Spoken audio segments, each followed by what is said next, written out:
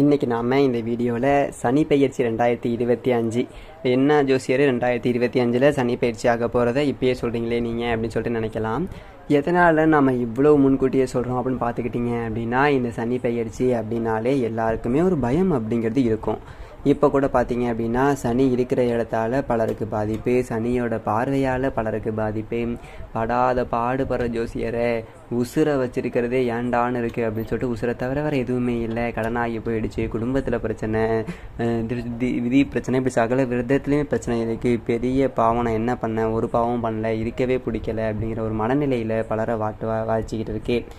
அப்போது நாம் முன்கூட்டியே சில நல்லதொரு பலன்கள் அப்படிங்கிறத சொல்லிட்டோம் அப்படின்னா மனசில் ஒரு தெளிவு பிறக்கும். சரி, இப்போது இன்னும் நமக்கு கொஞ்சம் காலகட்டம் தான் சரியில்லை, அதற்கு அப்புறம் நல்லா இருப்போம் அப்படிங்கிற ஒரு நேர்மறை சக்தி என்பது உங்களுக்கு கிடைக்கும். அப்போது இந்த 2025 சனி பெயர்ச்சியால் யார் யாருக்கு என்ன நன்மைகள் கிடைக்கப் போகுது அப்படிங்கிறத நாம் முன்கூட்டியே கணிச்சு சொல்கிறோம். அதாவது சனி பெயர்ச்சி எப்போ வருதுன்னு பார்த்துக்கிட்டிங்க அப்படின்னா 2025 வருஷம் மார்ச் மாதம் 29ஆம் தேதி. இன்னைக்கு இந்த தேதியில் சனி பகவான் குரு பகவானோட வீடான மீன ராசிக்கு போகிறாரு. அங்கேருந்து பார்த்தீங்க அப்படின்னா ஜூன் 3, 2027 வரைக்கும் 2 வருஷம் அங்கே தான் இருக்க போகிறாரு. சனி பகவானுடைய பெயர்ச்சி, சனி பகவான் வந்து தன்னுடைய சொந்த வீட்டில் இருந்து குரு பகவானோட வீட்டுக்கு, பகை வீட்டுக்கு போகிறாரு. இதனால் யாருக்கெல்லாம் என்னென்ன பலன் கிடைக்க போகுது, சனியினுடைய பார்வை வந்துட்டு எப்படி இருக்க போகுது, பிரச்சனையில் யார் யாரெல்லாம் மாட்ட போகிறா, என்ன நடக்க போகுது அப்படிங்கிற எல்லாத்தையுமே நம்ம இந்த வீடியோவில். இன்னொரு முக்கியமான விஷயம், தனிப்பட்ட முறையில் ஜாதகம் பார்க்க இந்த வாரத்துக்கான அப்பாயின்மெண்ட் ஃபிக்ஸ் பண்ண சொல்லி வாட்ஸ்அப்பில் நிறைய பேர் நம்பர் கேட்டிருந்தீங்க. நாம கண்டினியூவாக இப்போலாம் வீடியோவில் கொடுத்துட்டு தாங்க இருக்கோம். எப்போதுமே 500 ரூபாய்க்கு மேலாகும் ஜாதகம் பார்க்க, ஆனால் இந்த மாதம் மட்டுமே வெறும் 99 ரூபாய்க்கு ஜாதகம் தெளிவாகவும் விளக்கமாகவும் பார்த்து தரப்படுங்க. தாழ்மையான வேண்டுகோள், இந்த நம்பருக்கு ஃபோன் கால் எதுவும் பண்ண வேணாங்க. ஜஸ்ட் உங்கள் வாட்ஸ்அப்பில் இருந்து மெசேஜ் மட்டும் அனுப்பினாலே போதுங்க. உங்களுக்கு தேவையான அனைத்து டீட்டெயிலுமே நம்ம டீமில் இருக்கிறவங்க கொடுத்துருவாங்க. அப்பாயின்மெண்ட் டேட் மற்றும் டைம் ஃபிக்ஸ் பண்ணதுக்கு பிறகு அந்த நேரத்தில் நான் உங்களுக்கு ஃபோன் கால் பண்ணி ஜாதகம் பார்த்து பலன்கள் சொல்லிடுவாங்க. ஜஸ்ட் நீங்கள் வாட்ஸ்அப்பில் மெசேஜ் மட்டும் பண்ணாலே போதும், உங்களுக்கு டீட்டெயில் அப்படிங்கிறத சொல்லிடுவாங்க. அப்புறம் நிறைய பேர் கேட்குறாங்க எவ்வளோ நேரம் ஆகும்னு. ஃபர்ஸ்ட் நம்ம ஜாதக கட்டத்தை பார்த்து ஜனகால பலன்கள் சொல்லிடுவோம். அதுக்கப்புறமா இப்போ இருக்கக்கூடிய கிரகங்கள் அடிப்படையில் பலன்கள் சொல்லிடுவோம். அதுக்கப்புறமா உங்களுக்கு இருக்கக்கூடிய கேள்விகள், சந்தேகங்கள், இதற்கு எல்லாமே தெளிவான விளக்கங்கள் கொடுப்போங்க. கடைசியாக எளிமையான பரிகாரங்கள் சொல்லிடுவோம். இதில் இருந்தே உங்களுக்கு எல்லா டீட்டெயிலும் கிடைச்சிடும். கடைசியில் ஜாதகம் இல்லைனாலும் ஜஸ்ட் பிறந்த தேதி, நேரம், பிறந்த இடம் மட்டும் சொன்னாலே போதுங்க. நாங்கள் ஜாதகம் பார்த்து பலன்கள் சொல்லிடுவோம். ஜஸ்ட் நீங்கள் வாட்ஸ்அப்பில் மெசேஜ் மட்டும் பண்ணலாலே போதும். சரி, வாங்க நம்ம வீடியோக்குள்ளே போகலாம். சிம்மராசி நேயர்களே, உங்களுக்கு இந்த சனி பெயர்ச்சி 2025 எப்படி இருக்கு அப்படின்னு சொல்லிட்டு பார்த்தோம் அப்படின்னா, சிம்மராசிக்காரர்களை பொறுத்த வரைக்கும் இப்போ கண்ட சனியில இருந்து சனி பெயர்ச்சி ஆகி அஷ்டமத்துக்கு போக போறாரு. அதாவது 7ல இருந்த சனி பகவான் 8க்கு போக போறாரு. 7ஆம் இடத்துல சனி பகவான் இருந்தாரு அப்படிங்கிறது நல்லதொரு அமைப்பா அப்படின்னு பார்த்தீங்க அப்படின்னா இல்லை. இப்போ 8க்கு வர போறாரு, அது நல்ல அமைப்பா ஜோசியர் அப்படின்னு கேட்டீங்கன்னா அதுவும் இல்லை. அப்போ எப்படி ஜோசியரே நீங்கள் நல்லா இருக்கு அப்படின்னு சொல்லிட்டு தலைப்பு வச்சிருக்கீங்க. நான் அவர் நம்பி வந்து பார்த்தேனே, அஷ்டம சனியில வந்து எப்படி ஜோசியர் நல்லா இருக்க போகுது அப்படின்னு சொல்லிட்டு நீங்கள் நினைக்கலாம். என்ன காரணம் அப்படின்னு பார்த்தீங்க அப்படின்னா, சனி பகவானுடைய ஒரு பார்வை அப்படிங்கிறது உங்களுடைய ராசிக்குள்ளேயே விழுந்துச்சு.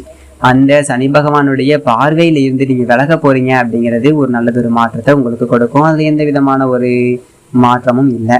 அதே நேரத்தில் அஷ்டமத்தில் சனி இருக்கும் பொழுது எப்படி ஜோசியரே நல்லது நடக்கும் அப்படின்னு சொல்லிட்டு நீங்கள் கேட்கலாம். அதாவது சனி பகவான் அஷ்டமத்துக்கு வர ஒரு வேளையில அந்த ஆதிபந்தம் எல்லாத்தையும் கொடுக்கத்தான் செய்வாரு. கெடுபலன் அப்படிங்கிறது வரதான் செய்யும், அதெல்லாம் தடுக்கவே முடியாது. ஏன்னா அந்த சனியை தடுக்கக்கூடிய அளவுக்கு கிரகங்கள் அப்படிங்கிறது எதுக்குமே எந்த விதமான பலமும் கிடையாது. சனி தான் பலமான ஒரு கிரகம். அதே நேரத்துல உங்களுடைய ராசி அப்படிங்கிறது சூரிய பகவானோட ஒரு ராசி, ஆதிபந்தத்துல உள்ள ஒரு ராசி, அவர் ஆட்சியில உள்ள ஒரு ராசி. அப்போ சனி பகவானுக்கு சிம்ம ராசி அப்படிங்கிறது பகை வீடு. அப்போ வழக்கம் போல பாத்தீங்க அப்படின்னா, நம்ம அஷ்டமத்துல கொடுக்கக்கூடிய ஒரு அடியை விட இப்ப கூடுதலா அடிப்பாரு ஜோசியர் அப்படின்னு சொல்லிட்டு பலரை கேட்கலாம். இன்னும் நிறைய ஜோசியக்காரர்கள் அப்படிதான் சொல்றாங்க. சனி பகவான் வந்துட்டு பகை வீட்டை அதிகமா பாதிப்பாரு அப்படின்னு சொல்லிட்டு. அப்படிலாம் கிடையாது. சனி பகவான் வந்துட்டு ஒரு நீதிக்காரகன், தனக்கு ஒரு நியாயம், எதிரிக்கு ஒரு நியாயம் அப்படின்லாம் கிடையவே கிடையாது. எல்லாத்துக்கும் ஒரே நியாயம்தான். இதே இது ஒரு காலகட்டத்துல குரு பயிற்சியாகி இப்போ குரு பகவான் வந்துட்டு ரிஷபத்துல இருக்காரு. சனி பயிற்சியாகிற ஒரு காலகட்டத்துல குரு பயிற்சியாகி மிதுனத்துக்கு வந்துருவாரு. அப்போ உங்க ராசிக்கு லாபஸ்தானத்துல குரு வந்துட்டு உட்கார்ந்துருக்காரு. அப்படிங்கும்போது நிறைய நன்மைகள் அப்படிங்கிறது நடக்கும், பயப்பட வேண்டியதில்லை. அதனாலதான் சொல்றேன், இந்த சனி பயிற்சி அப்படிங்கிறது அஷ்டம சனி உங்களுக்கு பாதிப்பையே கொடுத்தாலும் நன்மைகள், அதாவது காசு, பணம், தொழில், இதுக்கெல்லாம் பெருசா கஷ்டம் அப்படிங்கிறதே இருக்காது. நல்லதொரு நன்மைகள் அப்படிங்கிறது கிடைக்கும். ஒரு 10 ரூபா காசுக்காக நம்ம கஷ்டப்பட வேண்டியதில்லை. சரி, அஷ்டம சனி காலகட்டத்தில் நம்ம என்ன ஜோசியரை பண்ணுறது, என்னென்னலாம் பாதிக்கும் அப்படின்னு சொல்லிட்டு நீங்கள் கேட்கலாம். அதாவது ராசிக்கு 8வது வீடு அப்படிங்கிறது தான் சனி பகவான் அஷ்டமத்துக்கு வரக்கூடிய இடம் அப்படிங்கிறது. அப்போ என்ன பண்ணுவார் அப்படின்னு பார்த்தீங்கன்னா வச்சுக்கோங்களேன், நிறைய அவமானங்கள் அப்படிங்கிறத கொடுத்துருவாரு. என்ன ஜோசியரே இப்படி சொல்கிறீங்க அப்படின்னு சொல்லிட்டு கேட்கலாம். ஏன்னா சிம்ம ராசிக்காரங்க வந்துட்டு உசுரை கூட விட்டுருவாங்க, ஆனால் அவமானப்பட்டு நிற்க மாட்டாங்க. யாருக்கிட்டையும் கூணி குறுக்கக்கூடாதுன்னு நினைக்கிறவங்க சிங்கமாகவே வாழ்ந்துட்டோம், சிங்கமாகவே போய் சேர்ந்துடணும்டா, எவன்டையும் போயிட்டு நான் வந்துட்டு கை கட்டி நிற்க மாட்டேன்டா அப்படின்னு சொல்லிட்டு நினைக்கக்கூடிய ஒரு ஆள். அப்படிப்பட்ட உங்களுக்கு இந்த அஷ்டம சனி காலகட்டத்தில் நீங்கள் கௌரவமான ஒரு வாழ்க்கையை வாழணும் அப்படின்னா கர்ம வினைகளின்படி வாழணும். என்ன ஜோசியரை கர்ம வினை அப்படின்னு சொல்லிட்டு கேட்கலாம். சிம்ம ராசிக்காரர்களை பொறுத்த வரைக்கும் கத்துவாங்களே தவிர உள்ளுக்குள்ள ஒன்றும் வச்சுக்க மாட்டாங்க.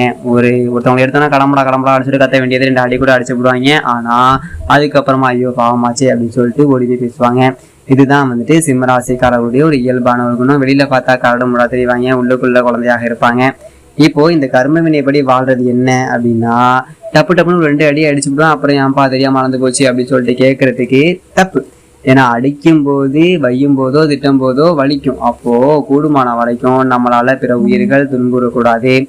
அப்போ அதாவது சக மனிதனோ இல்லை விலங்கோ பூச்சியோ ஏதோ ஒண்ணு நம்மளால எந்த ஒரு விலங்குகளுக்கும் எந்த ஒரு உயிரினத்துக்கும் பாதிப்பு வரக்கூடாது. தெரியாம நடக்கிறது சகஜம். தெரிந்து எந்த ஒரு உயிரினத்துக்கும் நம்ம தீங்கு விளைவிக்கக்கூடாது. குறிப்பா கால்நடைகளை அடிக்கக்கூடாது, வளர்ப்பு பிராணிகளை அடிக்கக்கூடாது. பிடிச்சிருந்தா வளங்க, இல்லைனா யார்ட்டையாவது கொடுத்து விட்டுருங்க. இந்த மாதிரி வேலைலாம் வச்சுக்கக்கூடாது, சரிங்களா? அதே மாதிரி ஒரு இடத்துல வேலை செய்கிறோம் அப்படின்னா நம்ம வேலை உண்டு அப்படின்னு சொல்லிட்டு இருந்துக்கணும். இன்னொருத்தனை போயிட்டு மேல அதிகாரிகள்கிட்ட போய் பேசுறது, போட்டு கொடுக்கறது, இல்லை அவனை திட்டுறது, நம்ம கிட்ட வேலை செய்யக்கூடிய சக ஊழியர்களை வந்துட்டு கசக்கி பிடிக்கிறது, இந்த மாதிரியான வேலைலாம் வச்சுக்காம இருந்தாலே சனி உங்களை பெருசா ஒன்றும் பாதிக்க மாட்டாரு, சரிங்களா? அதே மாதிரி பார்த்தீங்க அப்படின்னா சனி பகவானுடைய ஒரு பார்வை அப்படிங்கிறது பலம் இருக்குன்னு சொன்னோம் பார்த்தீங்களா? இப்போ சனி பகவான் வந்துட்டு உங்களுடைய சொந்த ராசியை பார்க்குறாரு. இப்போ கண்டசனியாக இருக்கும் பொழுது ராசிக்கு 4வது வீட்டை பார்க்குறாரு, ராசிக்கு 9வது வீட்டை பார்த்தாரு. அப்போ சொந்த ராசியை பார்த்துட்டு நம்ம எது செஞ்சாலும் அதில் ஒரு தடங்கள் இல்லாமல் ஒரு காரியம் உங்களால் செஞ்சிருக்கவே முடியாது. எதை செஞ்சாலும் ஒரு முட்டுக்கட்டை, எனக்குன்னே பிறந்து வருவீங்களாடா அப்படின்னு சொல்லிட்டு வடிவேல் சொல்கிற மாதிரி தான் எவனாவது ஒருத்தன் குறுக்க வந்துட்டு முட்டுக்கட்டையை போட்டுட்டு இருப்பான். இந்த மாதிரி ராசிக்கு 4வது வீடு சுகஸ்தானத்தை பார்த்தாரு. தாயாரால் ஏகப்பட்ட பிரச்சனை, தாயாருக்கு உடல் ஆரோக்கிய பிரச்சனை, தாய் வழி உறவுகள், தாய் மாமங்களால் பிரச்சனை இப்படிலாம் இருந்திருக்கும்.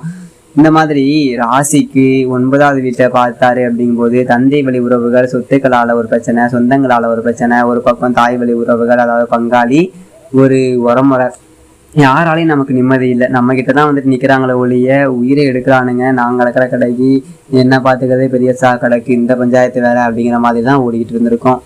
இனிமே இந்த ஒரு பிரச்சனை அப்படிங்கிறது எதுவுமே இருக்காது. ஏன்னா சனி பயிற்சியான பிறகு அவருடைய பார்வை பார்த்தீங்க அப்படின்னா உங்களுடைய ராசிக்கு 2வது வீட்டில் விழுகுது, குடும்பஸ்தானத்தில் விழுகுது. இதுவுமே சிம்மராசிக்காரர்களை பொறுத்த வரைக்கும் மரண் பார்க்கறது அப்படிங்கிறது கொஞ்சம் கஷ்டம். உங்களுக்கு பிள்ளைகளுக்கு சிம்மமாக இருந்தாலும் சரி, இல்லை உங்களுக்கு சிம்மமாக இருந்தாலும் சரி, வரன் அப்படிங்கிறது கொஞ்சம் அமையாது. 1க்கு 4 இடத்துல போயிட்டு அலைஞ்சாலும் பொண்ணு கொடுத்தா ஜாதகம் மாப்பிள்ளை பிடிக்காது, மாப்பிள்ளை பிடிச்சா பொண்ணு பிடிக்காது, 2 பேர்த்துக்கும் பிடிச்சா ஜாதகம் செட் ஆகாது, இல்லை பேச்சுவார்த்தையில் நின்று போவோம், எவனா வந்து குட்டையை குழப்பி விட்டுருவான். திருமண தடை அப்படிங்கிறது தொடர்ச்சியாக இருந்துக்கிட்டே இருக்கும். அதே மாதிரி ராசிக்கு 5வது வீடு புத்திரஸ்தானம் அப்படிங்கிறதுனால பிள்ளைகளை கொஞ்சம் கட்டுப்பாட்டில் வச்சு வளர்த்துக்கணும். அந்த சனிப்பாவை விழுகுது அப்படிங்கிறதுனால பிள்ளைகளை ரொம்ப கட்டுப்பாட்டில் நம்ம வச்சுக்கணும். இந்த இரவு நேரத்தை வெளியில தங்க அனுமதிக்கக்கூடாது. தேவையில்லாத ஊர் சுற்றுறது, பயணங்கள் போகிறது, இதெல்லாம் வச்சுக்கக்கூடாது. கூட்டாளிகள் சேர்ந்துட்டு ஒன்னோட ஒன்று ஏதாவது ஆகிட்டு இந்த வேலைக்கு போகாமல் சுற்றுறது, இந்த மாதிரி பிள்ளைகளால் கொஞ்சம் சிரமம் அப்படிங்கிறது இருக்கும். ஆனால் பிள்ளைகளை கொஞ்சம் கவனமாக கட்டுப்பாட்டில் வச்சு வளர்த்துக்கணும், அது கொஞ்சம் முக்கியம். அதே மாதிரி ராசிக்கு 10வது வீட்டில் அவருடைய பார்வை அப்படிங்கிறது விழுகுது. இந்த 10ல் சனி பார்வை அப்படிங்கிறது விழுகும்போது தொழிலில் நம்ம பெரிய அளவில் முதலீடுகள் அப்படிங்கிறத முடக்கக்கூடாது. குறிப்பாக பார்த்தீங்க அப்படின்னா இந்த அழுகும் பொருள் வர்த்தகம் செய்யக்கூடியவங்களாம் ரொம்ப கவனமாக இருக்கணும். விவசாயத்தை முதலீடு பண்ணுறவங்க ரொம்ப கவனமாக இருக்கணும். நம்ம கிட்ட ஒரு 10 ரூபாய் இருக்கா, அந்த 10 ரூபாயில ஒரு 5 ரூபா நமக்கு வந்து வேணும்னு சொல்லிட்டு வச்சுக்கிட்டு ஒரு 5 ரூபாய் முதலீடு போட்டு பெருக்கிறது அப்படிங்கிறதான் புத்திசாலித்தனம். பெருசா முதலீடுகளை கொண்டு போய் முடக்கி விட்டு சும்மா கடந்தா கூட ஒரு பேங்க்ல வட்டி வரும்டா, லாபம் இல்லையடா அப்படி சொல்லிட்டு வருத்தப்பட்டு கூடாது. அப்ப கூடுமான வரைக்கும் தொழில் விஷயத்துல கவனமாக இருக்கணும். வேலை செய்யக்கூடிய ஒரு ஆட்களை சரியா கண்காணித்து வச்சுக்கணும். சந்தேகப்படக்கூடிய நபர்களை நல்லபடியாக திருப்பி அமைச்சுக்கணும். இப்போ வேணாப்பா நான் வேற ஆளை பார்த்துக்கிறேன் அப்படின்னு சொல்லிட்டு அதுக்காக நம்ம நடவடிக்கை எடுக்கக்கூடாது. அப்போ நம்ம தொழில நம்ம ரொம்ப கவனமாக இருக்கணும். ஒரு 10 நாளைக்கு வெளியூர் போகிறேன், 2 நாளைக்கு ஊர் சுற்ற போகிறேன், இப்படி தொழிலை போட்டு போனோம் அப்படின்னா போட்ட காசு நட்டமாக போயிடும். கவனமாக இருந்துக்கணும். ஏன்னா சனி பார்வை அப்படிங்கிறது அந்த இடத்துல விழுகுது அப்படிங்கும்போது தொழிலை கண்கொத்தி பாம்பா பார்த்துக்கிட்டே இருப்பார். அதே மாதிரி சட்டத்துக்கு புறம்பாகவோ இல்லை பிற உயிர்களுக்கு துன்பம் விளைவிக்கக்கூடிய ஒரு தொழிலோ நாம செய்யவே கூடாது. அதுல ரொம்ப ரொம்ப கவனமாக இருக்கணும். ஏன்னா சனிப்பார்வை அந்த இடத்துல இருக்கும்போது தொழில் ரீதியாக நாம இயற்கையை பாதிக்கிற மாதிரியோ சட்டத்தை பாதிக்கிற மாதிரியோ அரசாங்கத்துக்கு எதிராகவோ இந்த மாதிரி ஏதாவது ஒரு தொழில் செஞ்சோம் அப்படின்னா கண்டிப்பா மாட்டிப்போம். அரசு ஊழியர்கள்லாம் இருப்பாங்க, லஞ்சம் வாங்குவாங்க, சில பேர் உடனே மாட்டிப்பாங்க. அந்த